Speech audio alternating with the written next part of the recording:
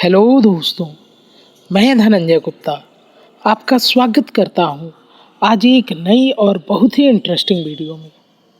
आज की इस वीडियो में हम आपसे बात करेंगे सिग्मा और पाई आबंध को लेकर।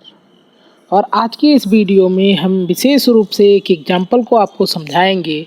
और आज की वीडियो में हम एग्जाम्पल लेंगे N2 का, यानी नाइट्रोजन अणु का, और देखेंगे नाइट्रोजन अणु में ट्रिपल बॉन्ड कैसे बनता है और इन ट्रिपल बॉन्ड में कितने सिग्मा और पाई बॉन्ड होते हैं। वीडियो यदि आपको पसंद आए तो वीडियो को लाइक करें, अपने दोस्तों के साथ शेयर करें, हमारे चैनल को सब्सक्राइब करें। तो चलिए बिना समय गंवाए आज की इस वीडियो को स्टार्ट करते हैं। सहसंयोजक आबंध, जिसको इंग्लिश में कोवैलेंट बॉन्ड कहते हैं, यदि इसको हम वर्गीकृत करना चाहें तो इसके वर्गीकरण के दो आधार ले सकते हैं। पहला आधार हमने पहले लिया था साझेदारी में भाग लेने वाले इलेक्ट्रॉनों की संख्या के आधार पर, और दूसरे प्रकार से हमने वर्गीकरण किया तो हमने आधार बनाया था अतिव्यापन के प्रकार को। साझेदारी में भाग लेने वाले इलेक्ट्रॉनों की संख्या के आधार पर हमने सहसंयोजक आबंध को तीन भागों में बांटा था। एकल आबंध, जिसको आप सिंगल बॉन्ड कहते हैं, द्वि आबंध, जिसको डबल बॉन्ड कहते हैं, और त्रि आबंध, जिसे ट्रिपल बॉन्ड कहते हैं। मैंने आपको बताया था कि द्वि आबंध और त्रि आबंध को दोनों को एक साथ मिलाकर आप बहु आबंध या मल्टीपल बॉन्ड भी कहते हैं। अतिव्यापन के आधार पर हमने वर्गीकरण पढ़ा तो हमने पढ़ा कि अतिव्यापन के आधार पर सहसंयोजक आबंध दो प्रकार के होंगे, सिग्मा आबंध और पाई आबंध। थोड़ा यहाँ पर हम समझेंगे कि सिग्मा आबंध क्या है और पाई आबंध क्या है, उसके बाद हम नाइट्रोजन के एग्जाम्पल पर चलेंगे। तो देखिए यहाँ पर दो परमाणुओं के ऑर्बिटल आपको दिखाए गए हैं और आकृति देखकर आप पहचान पा रहे हैं कि ये दोनों ही p ऑर्बिटल हैं और दोनों ही अर्धभरित अवस्था में हैं, क्योंकि दोनों के पास एक इलेक्ट्रॉन है। यहाँ पर आप देखिए बीच में आपको रेड डॉट दिखाया गया है ऑर्बिटलों की। यह ऑर्बिटल का केंद्र है और जो परमाणु नाभिक की स्थिति होती है।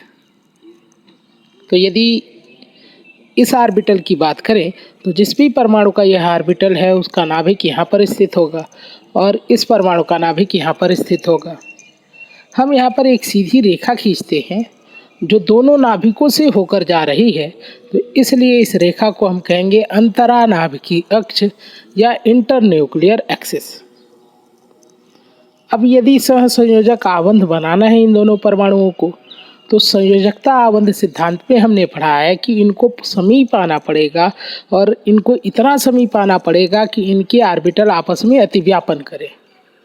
तो मान लीजिए ये ऑर्बिटल इस प्रकार आकर अतिव्यापन कर रहे हैं और इस प्रकार इस अतिव्यापन के कारण दोनों परमाणुओं के मध्य आबंध का या सहसंयोजक आबंध का निर्माण हो रहा है। अब यदि हम यहाँ पे बात करें तो जो अतिव्यापन है वो अंतरानाभिकी अक्ष पर हो रहा है। ऐसे अतिव्यापन से सिग्मा आबंध बनता है। तो आपको ध्यान रखना है कि जब दो परमाणुओं के ऑर्बिटल आपस में अतिव्यापन करेंगे और अतिव्यापन अंतरानाभिकी अक्ष पर पड़ेगा तो उस अतिव्यापन से बनने वाला सहसंयोजक आबंध सिग्मा आबंध कहलाएगा। उम्मीद है बात आपको क्लियर हो गई है। तो देखिए यहाँ पर हमने फिर से दो परमाणु ऑर्बिटल लिए हैं और इन दोनों का ओरिएंटेशन एक दूसरे के सापेक्ष कुछ अलग है। यहाँ पर ये लाइन देख रहे हैं आप, दोनों नाभिकों से होकर जा रही है, तो इसको अंतरानाभिकी अक्ष कहेंगे। दोनों ही परमाणु ऑर्बिटल अर्धभरित अवस्था में हैं और यदि इसी दिक् विन्यास पर ये एक दूसरे के समीप आकर अतिव्यापन करते हैं कुछ इस प्रकार से, तो इस कंडीशन में हम देख रहे हैं कि ऑर्बिटलों में अतिव्यापन तो हो रहा है, लेकिन अतिव्यापन अंतरानाभिकी अक्ष पर नहीं हो रहा है, बल्कि अंतरानाभिकी अक्ष के तल के ऊपर और नीचे हो रहा है। इस प्रकार के अतिव्यापन को हम पार्श्व अतिव्यापन कहते हैं। आप समझ सकते हैं कि दोनों ऑर्बिटल एक दूसरे के साइड से आकर अतिव्यापन कर रहे हैं, तो साइड के लिए शब्द यूज किया जाता है पार्श्व। तो इसलिए इसको पार्श्व अतिव्यापन या इंग्लिश में लेटरल ओवरलैपिंग कहते हैं। कुछ लोग इसको साइड वाइज ओवरलैपिंग भी कहते हैं। और इस प्रकार के अतिव्यापन से भी परमाणुओं के मध्य सहसंयोजक आबंध बनता है और यहाँ पर बनने वाला सहसंयोजक आबंध पाई आबंध कहलाता है। तो उम्मीद है आपको समझ में आ गया कि सिग्मा आबंध कैसे बनता है और पाई आबंध कैसे बनता है। तो चलिए अब हम नाइट्रोजन अणु का उदाहरण लेते हैं। तो नाइट्रोजन अणु का अणु सूत्र N2। और आप समझ सकते हैं कि यहाँ पर 2 नाइट्रोजन परमाणु होंगे जो आपस में सहसंयोजक आबंध द्वारा जुड़े होंगे, जिससे नाइट्रोजन यानी N2 का निर्माण हुआ है। यदि नाइट्रोजन का इलेक्ट्रॉनिक विन्यास हम देखें तो 1s2 2s2 2p3, तो दोनों ही नाइट्रोजन का हमने इलेक्ट्रॉनिक विन्यास लिखा। यहाँ पर आप समझ सकते हैं कि बाह्यतम कोष दूसरा है और बाह्यतम कोष को संयोजी कोष भी कहते हैं। तो यदि संयोजी कोष का ऑर्बिटल आरेख हम बनाएं तो कुछ इस प्रकार से बनेगा। यहाँ पे 2s में 2 इलेक्ट्रॉन रखे गए हैं और 2p में 3 ऑर्बिटल होते हैं और सब में एक एक इलेक्ट्रॉन पहले भरे जाते हैं हुंड के नियम के अनुसार। और इसी प्रकार दूसरे नाइट्रोजन का भी हम ऑर्बिटल आरेख बना रहे हैं। अब आप समझ सकते हैं कि नाइट्रोजन के पास 3 अयुग्मित इलेक्ट्रॉन हैं, यानी कि 3 ऑर्बिटल ऐसे हैं जो अर्धभरित अवस्था में हैं।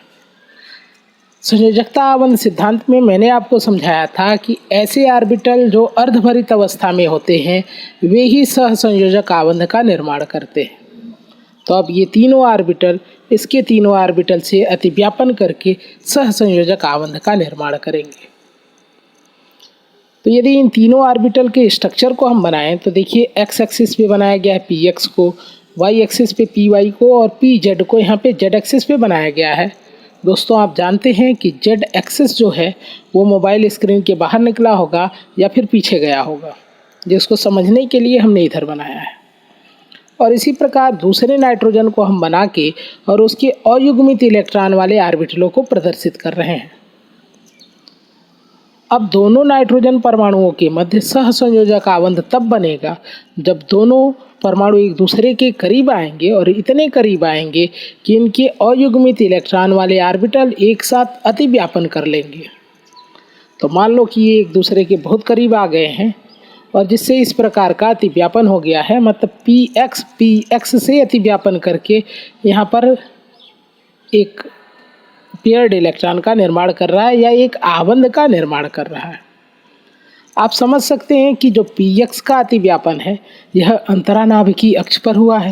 यहाँ पर देखिए मैंने लाइन खींच के भी आपको दिखा दिया कि यह अतिव्यापन अंतरानाभिकीय अक्ष पर हुआ है, इसलिए इस अतिव्यापन से सिग्मा आबंध बनेगा। आप समझ सकते हैं कि py का अतिव्यापन देखो जब ये पास आएंगे तो कुछ अंतरानाभिकीय अक्ष के तल के ऊपर होगा और अंतरानाभिकीय अक्ष के तल के नीचे होगा। तो py के आपस में अतिव्यापन करने से यहाँ पर पाई आबंध का निर्माण होगा। और इसी प्रकार pz का अतिव्यापन आप देख रहे हैं यह भी अंतरानाभिकीय अक्ष पर नहीं हो रहा है, यह अंतरानाभिकीय अक्ष के उस साइड में होगा, यानी मोबाइल स्क्रीन के ऊपर की तरफ और पीछे की तरफ होगा, जिसको हमने इधर की तरफ दिखाया है। तो आप समझ सकते हैं कि यहाँ पर px का अतिव्यापन तो अंतरानाभिकीय अक्ष पर हुआ, py और pz का जो अतिव्यापन है वो अंतरानाभिकीय अक्ष पर नहीं हुआ है। तो 3 बॉन्ड तो बनेंगे क्योंकि 3 ऑर्बिटल आपस में ओवरलैपिंग कर रहे हैं जिनके पास अयुग्मित इलेक्ट्रॉन भी था। एक बॉन्ड इस अतिव्यापन से, दूसरा आबंध इस अतिव्यापन से और तीसरा आबंध इस अतिव्यापन से।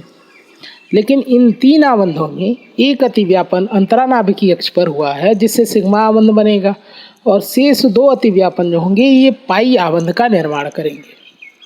तो इस प्रकार हम समझ सकते हैं कि जब ट्रिपल बॉन्ड बनता है परमाणुओं के मध्य तो एक सिग्मा आबंध बनता है और 2 पाई आबंध बनता है, यानी कि त्रि आबंध में एक आबंध सिग्मा होता है, बाकी 2 आबंध जो होते हैं वो पाई आबंध होते हैं, यानी पाई बॉन्ड होते हैं।